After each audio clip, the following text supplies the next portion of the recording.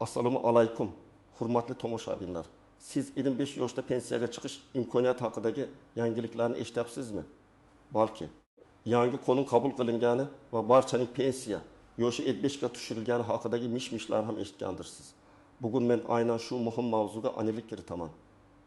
Bu ma'lumot har bir fuqaro, ayniqsa pensiya yoshiga yaqinlashayotganlar uchun hayotiy ahamiyatga ega. Shuning uchun darhol kanalimizga obuna bo'lishni va ushbu videoga like bosishni unutmang. Bu sizga pensiya tizimidagi so'nggi o'zgarishlar va imkoniyatlardan doimo xabardor bo'lishingizga yordam beradi. Pensiya yoshi masalasi har doim ko'pchilikni qiziqtirgan va dolzarb bo'lib kelgan. Ilgari O'zbekiston Respublikasida pensiya yoshiga yetish uchun umumiy qoidalar mavjud edi. Erkaklar uchun 60 yosh va ayollar uchun 25 yosh. Bu standart yoshlar ko'p yillar davomida amalda bo'ldi va fuqarolar o'z mehnat faoliyatini aynan shu yoshlarga mo'ljallab olib borishar edi. Shuningdek, pensiyaga chiqish uchun ma'lum bir ish staji, ya'ni erkaklar uchun kamida 25 yil va ayollar uchun 20 yil mehnat staji talab qilinardi. Bu qoidalar tizimning asosini tashkil etar edi. Pensiya miqdori esa asosan fuqaroning ishlagan davridagi oylik maoshining miqdoriga va jamg'arilgan ish stajiga bevosita bog'liq edi. Har bir ishlangan yil uchun, ayniqsa yuqori daromad bilan ishlangan yillar pensiya miqdoriga sezilarli ta'sir ko'rsatar edi. Hozirgi kunda esa ba'zi o'zgarishlar va aniqliklar kiritilganiga qaramay, yangi qonun qabul qilinib, barchaning pensiya yoshi 55 ga tushirildi degan umumiy fikr noto'g'ri. Bunda universal o'zgarish sodir bo'lmadi va standart pensiya yoshi erkaklar uchun 60, ayollar uchun 55 yoshligicha qolmoqda, lekin kelgusida bu yoshlarni tenglashtirish va bosqichma-bosqich oshirish rejalari mavjud. Aslida gap shundaki, pensiya tizimida ma'lum toifadagi fuqarolar uchun, xususan ayrim kasb egalari, ko'p bolali onalar yoki og'ir va zararli mehnat sharoitlarida ishlagan shaxslar uchun pensiya yoshining pasaytirilishi yoki pensiya imtiyozlari haqida yangi nizomlar, qonunosti hujjatlari qabul qilingan. Bu hujjatlar pensiya qonunchiligini yanada aniqlashtirish va imtiyozli pensiyaga chiqish shartlarini takomillashtirishga qaratilgan. Shunday qilib, yangi qonun barchani qamrab olmaydi, balki ma'lum toifadagi shaxslar uchun imkoniyatlarni kengaytiradi yoki aniqlashtiradi. Bu juda muhim tafovutni tushunish lozim endi esa.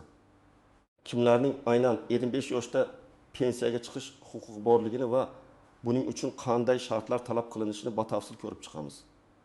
Bu savol ko'pchilikni qiynaydi va unga javob topish juda muhimdir. Birinchi toifa bu ayollar. O'zbekiston Respublikasi qonunchiligiga ko'ra, ayollar uchun umumiy pensiya yoshi hali ham 55 yoshni tashkil etadi. Agar ayol fuqaro 55 yoshga to'lgan bo'lsa va uning kamida 20 yil umumiy mehnat staji mavjud bo'lsa, u yoshga doir pensiyaga chiqish huquqiga ega bo'ladi. Bu qoida barcha ayollar uchun amal qiladi. Ammo shuni esda tutish kerakki, bu umumiy qoida bo'lib, uning miqdori ish staji va oylik maoshiga bevosita bog'liq bo'ladi. Misol uchun, Toshkentlik 24 yoshli Muhabbatxon ismli ayol. U maktabda 7 yil o'qituvchi bo'lib ishlagan, doimiy oylik maosh olgan va barcha soliq hamda ijtimoiy to'lovlarni o'z vaqtida amalga oshirgan.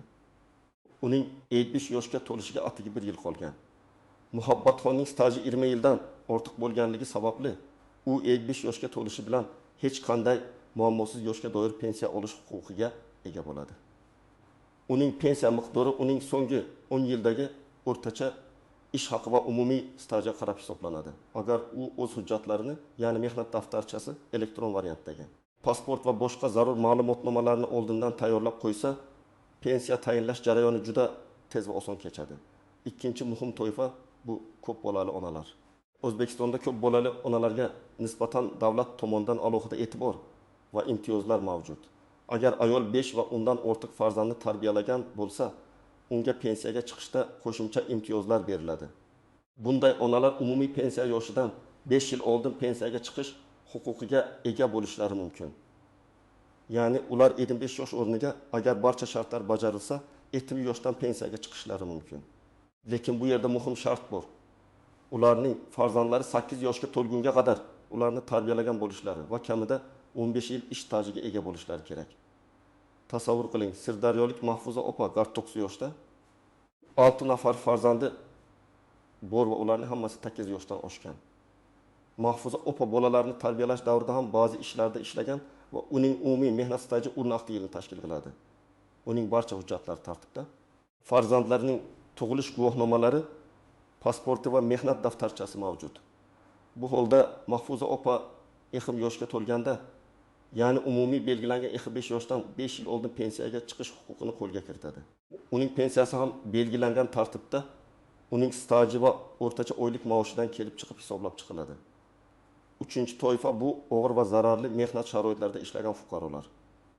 Ayrim kasblar inson salomatligiga jiddiy ta'sir ko'rsatishi mumkin bo'lgan sharoitlarni o'z ichiga oladi. Bunday sharoitlarda ishlagan shaxslar uchun ham pensiya yoshi pasaytirilishi mumkin. Bu toifaga konchilar, kimyo sanoati ishchilari, temir tarsakni qayta ishlash bilan shug'ullanuvchilar, radiatsiya bilan ishlovchilar va boshqa shu kabi kasblar kiradi. O'zbekiston Respublikasi Vazirlar Mahkamasining maxsus ro'yxati mavjud bo'lib, unda zararli va og'ir mehnat sharoitlariga ega bo'lgan ishlar, kasblar va lavozimlar ko'rsatilgan. Agar fuqaro ushbu ro'yxatdagi ishlarda belgilangan muddat davomida ishlagan bo'lsa, unga pensiya yoshi pasaytiriladi. Masalan, egim yoshli erkak kishi Samarqandlik Farhod aka 25 yil davomida yer osti konida ishlagan. Uning umumiy mehnat staji 30 yil. Kon sharoitlarda ishlash qonun bo'yicha belgilangan muddatdan ortiq bo'lganligi sababli. Farhod aka 25 yoshda emas, balki ekim yoshda pensiyaga chiqish huquqiga ega bo'ladi. Bu uning sog'lig'ini saqlash va og'ir mehnat sharoitlarida ishlaganlik uchun berilgan bir turdagi ijtimoiy kafolatdir. Ammo bu yerda ham shartlar jiddiy. Ish joyidan beriladigan maxsus ma'lumotnomalar, mehnat daftarchasidagi tegishli yozuvlar va ba'zan tibbiy ko'rik natijalari talab qilinadi. Har bir zararli sharoitdagi ish turi uchun kamida necha yil ishlash kerakligi alohida belgilangan. Agar ushbu shartlar bajarilmasa, imtiyozli pensiyaga chiqish huquqi berilmaydi. Shuningdek, jismoniy rivojlanishda nuqsoni bo'lgan yoki bolalikdan nogiron bo'lgan farzandlarning onalari ham 21 yoshdan oldin, aniqrog'i ekim yoshdan pensiyaga chiqish huquqiga ega bo'lishlari mumkin.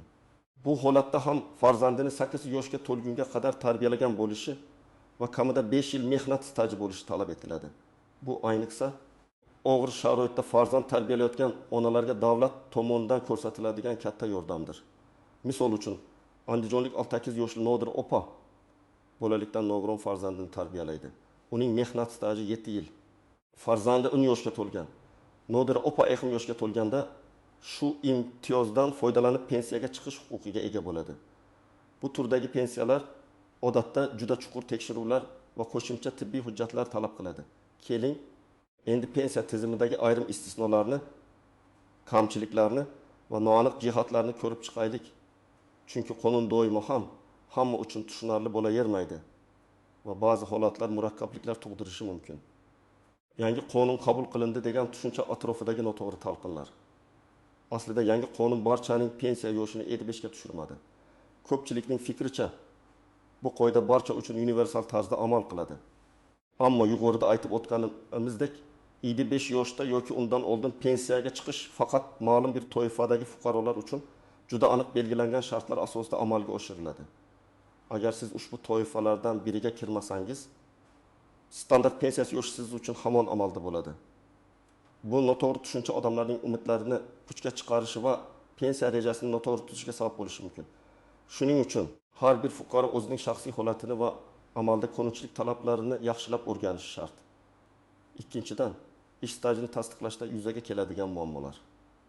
Pensiyaga chiqishda eng muhim shartlardan biri bu yetarli ish stajiga ega bo'lishdir.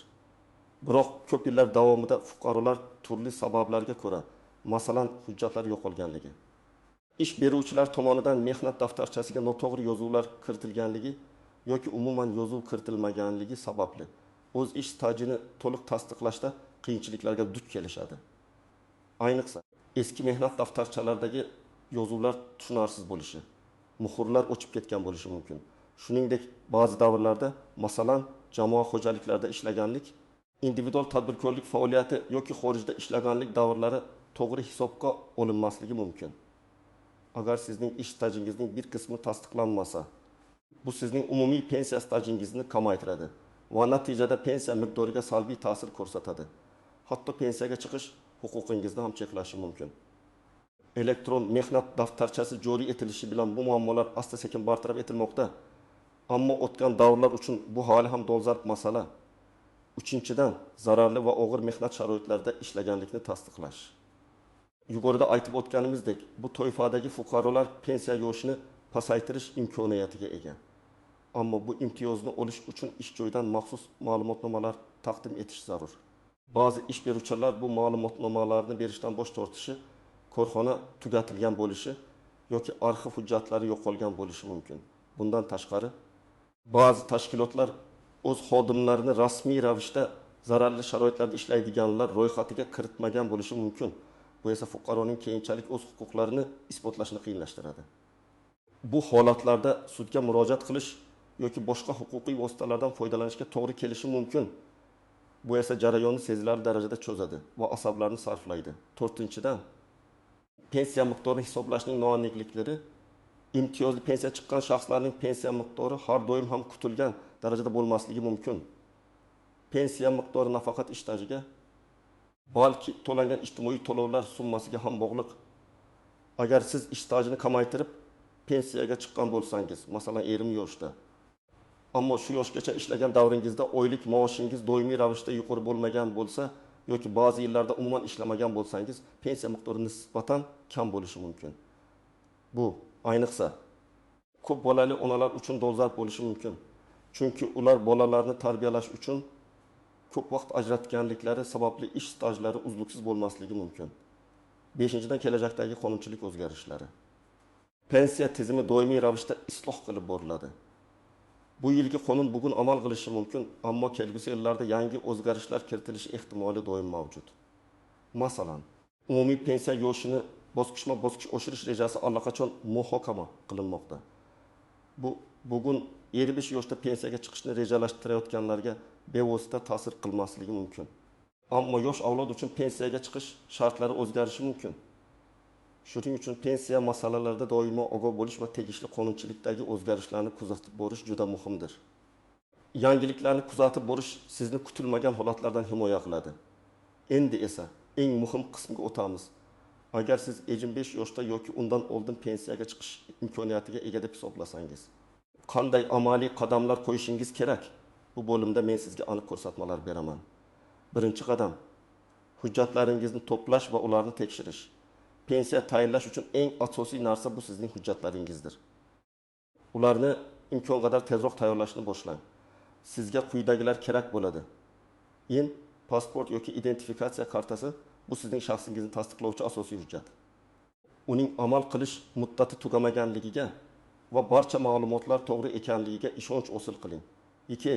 Mehnat daftarchasi yoki elektron mehnat daftarchasidan ko'chirma. Bu sizning barcha mehnat faoliyatingiz, ish stajingiz va lavozimlaringiz haqidagi asosiy ma'lumot manbai. Agar sizda eski qog'oz mehnat daftarchasi bo'lsa, undagi barcha yozuvlar aniq va o'qishli ekanligini tekshiring. Muhrlar va imzolar joyida bo'lishi kerak. Agar biron bir yozuvda xatolik bo'lsa yoki o'chirib yozishlar bo'lsa, bu stajni hisoblashda muammolar keltirib chiqarishi mumkin. Bunday holatda o'sha tashkilotdan ma'lumotnoma olishingiz kerak bo'ladi. Hozirda elektron mehnat daftarchasi tizimi joriy etilgan.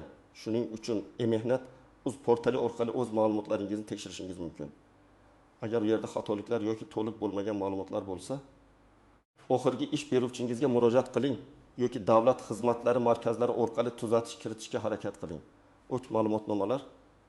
Agar siz zararli yoki og'ir mehnat sharoitlarida ishlagan bo'lsangiz, ushbu ish joylaridan belgilangan shaxslarga maxsus ma'lumotnomalar talab qilinadi. Bu ma'lumotnomalarda ishlaydigan davringiz, lavozimingiz va mehnat sharoitlarining xususiyatlari aniq ko'rsatilishi shart. 4. Nikoh guvohnomasi va farzandlarning tug'ilish guvohnomalari. Agar siz ko'p bolali ona bo'lsangiz yoki nogiron farzandning onasi bo'lsangiz, bu hujjatlar imtiyoz olish uchun zarur. Farzandlarning tug'ilish guvohnomalarida ota-ona ma'lumotlari to'g'ri ko'rsatilganligiga e'tibor bering. 5. Harbiy bilet. Agar siz erkak bo'lsangiz va harbiy xizmatni o'tagan bo'lsangiz, bu davr ham stajga qo'shilishi mumkin. 6. Diplomlar va ta'lim haqidagi boshqa hujjatlar. Oliy ta'lim muassasalarida o'qish davri ham ba'zi hollarda stajga hisoblanishi mumkin. Ikkinchi qadam, pensiya jamg'armasi yoki davlat xizmatlari markaziga murojaat qilish. Barcha hujjatlaringizni to'plab, ularni tartibga keltirgach, siz yashash joyingizdagi O'zbekiston Respublikasi Moliya vazirligi huzuridagi byudjetdan tashqari pensiya jamg'armasining bo'limiga yoki davlat xizmatlari markazlariga DXM murojaat qilishingiz kerak. Qayerga borish kerak? Eng qulay va zamonaviy usul bu davlat xizmatlari markazlaridir. Ular barcha hududlarda mavjud bo'lib, pensiya hujjatlarini qabul qilish va pensiya jamg'armasiga yuborish bo'yicha xizmat ko'rsatadi. Bu yerda sizga navbatga turish, maslahat olish va ariza shakllarini to'ldirishda yordam berishadi. Nima qilish kerak?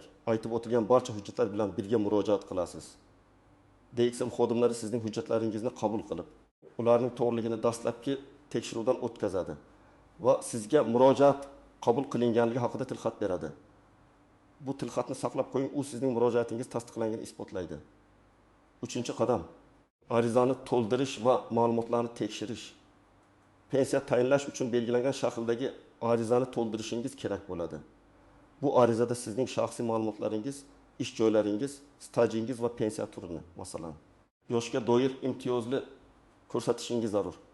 Arizani to'ldirishda ehtiyot bo'ling, har bir mayda detallarga ahamiyat bering. Agar o'zingizda shubha tug'ilsa, DXM xodimlaridan yordam so'rashdan tortinmang. Ular sizga to'g'ri to'ldirishda yordam berishga majbur. 4-qadam. Qarorni kutish va kerak bo'lsa apellyatsiya qilish. Sizning arizangiz va hujjatlaringiz pensiya jamg'armasi tomonidan ko'rib chiqiladi. Qonunchilikka ko'ra, pensiya tayinlash to'g'risidagi qaror murojaat qilingan kundan boshlab 10 kun ichida qabul qilinishi kerak. Agar pensiya tayinlash bo'yicha ijobiy qaror qabul qilinsa, sizga bu haqda xabar beriladi va pensiya to'lovlari boshlanadi. Agar pensiya tayinlash rad etilsa, sizga rad etish sabablari yozma ravishda tushuntirilishi shart. Bunday holatda sizda 2 yo'l bor. Kamchiliklarni bartaraf etish. Agar rad etish sababi biron bir hujjatdagi xatolik yoki to'liq emaslik bo'lsa, siz bu kamchiliklarni bartaraf etib, qayta murojaat qilishingiz mumkin. Apellyatsiya qilish. Agar siz pensiya jamg'armasining qaroriga rozi bo'lmasangiz, yuqori turuvchi organga yoki sudga murojaat qilib, apellyatsiya berish huquqiga egasiz. Bu jarayon sud orqali o'z huquqlaringizni himoya qilishni talab qiladi. 5-qadam. Pensiya miqdori va to'lov usuli. Pensiya tayinlangach, sizga pensiya miqdori haqida ma'lumot beriladi. Siz pensiyani naqd pulda Xalq banki filiallari orqali olishingiz yoki plastik kartaga o'tkazishni so'rashingiz mumkin. Bu sizning xohishingizga bog'liq. Shuni unutmangki, bu jarayonlarda shoshilmaslik va har bir qadamni diqqat bilan bajarish juda muhim. Hujjatlarning to'g'riligi va to'liqligi sizning pensiya olishingizni tezlashtiradi va muammolarni oldini oladi. Xulosa qilib aytganda, 25 yoshda pensiyaga chiqish imkoniyati haqiqatan ham mavjud. Ammo bu faqat ma'lum bir toifadagi fuqarolar uchun belgilangan aniq shartlar asosida amalga oshiriladi. Yangi qonun qabul qilinib, barchaning pensiya yoshi 55 ga tushirildi degan mish-mishlar haqiqatga to'g'ri kelmaydi. Siz o'zingizning holatingizni to'g'ri baholab, tegishli hujjatlarni to'g'ri to'plab, pensiya jamg'armasi bo'limlari yoki davlat xizmatlari markazlariga murojaat qilishingiz kerak. Umid qilamanki, bugungi video pensiya tizimi haqidagi savollaringizga to'liq javob bera oldi. Agar sizda yana savollar bo'lsa, ularni izohlarda yozib qoldiring. Bu videoni foydali deb topgan bo'lsangiz, albatta like bosing va kanalimizga obuna bo'lishni unutmang. Bu biz uchun katta motivatsiya va siz uchun esa eng dolzarb ma'lumotlarga ega bo'lish imkoniyatidir. O'z fikrlaringizni va tajribalaringizni ham izohlarda yozib qoldirishdan erinmang. Keyingi videolarda ko'rishguncha